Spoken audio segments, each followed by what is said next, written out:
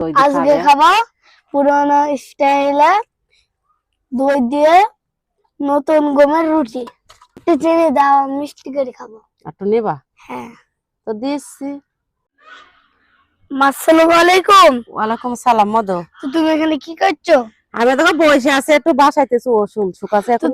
তো তুমি আমাকে খাইতে দাও গা। তুমি তো আজকে টিফিন আমাকে দাওনি। আজ তো টিফিন তো দাওনি, গোসল করা হয়ে গেছে তোমার? হ্যাঁ। টিফিন তো আমি জানি না কটার সময় ছুটি দেবে, কাল থেকে দেবো। খিদ লেগেছে খুব মধু? হ্যাঁ। খিদ তো লেগেছে, তো কি খাবা? ভাত মাত তো এখন রান্ধিনি। মা তাহলে রুটি নেই ঘরে? রুটি তো আছে, সকাল রুটি বানিলাম।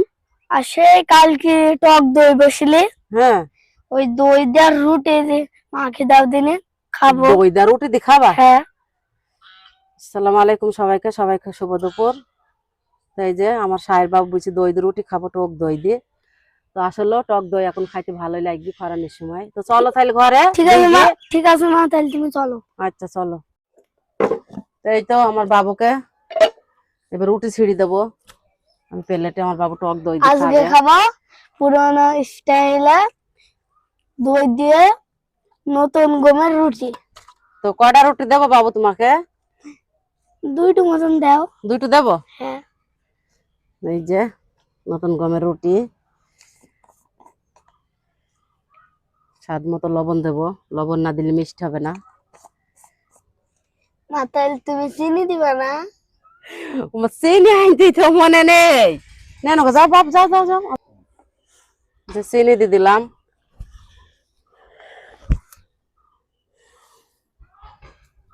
এই যে টক দই ঢেলে মা দেবো বাবুকে।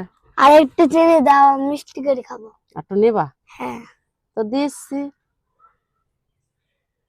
মা আজকে খাবো পুরোনো স্টাইল দিয়ে টক দই আর নতুন গমের রুটি। এবার আমি মাখিয়ে নিচ্ছি। সুন্দর করে মাকে তারপরে খাও, দেখো মজা হ্যাঁ। লাগবে। আমরা আগে কত খাইছি ছোটবেলায়। বিসমিল্লাহ।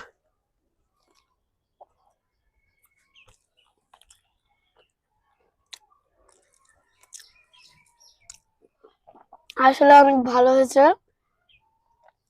সবাই একবার হলে এভাবে খেয়ে দেখবেন, অনেক ভালো লাগবে। তো আমার মান পেজ সবাই ফলো করবেন। তো সবাই ভালো থাকবেন। আল্লাহ হাফেজ।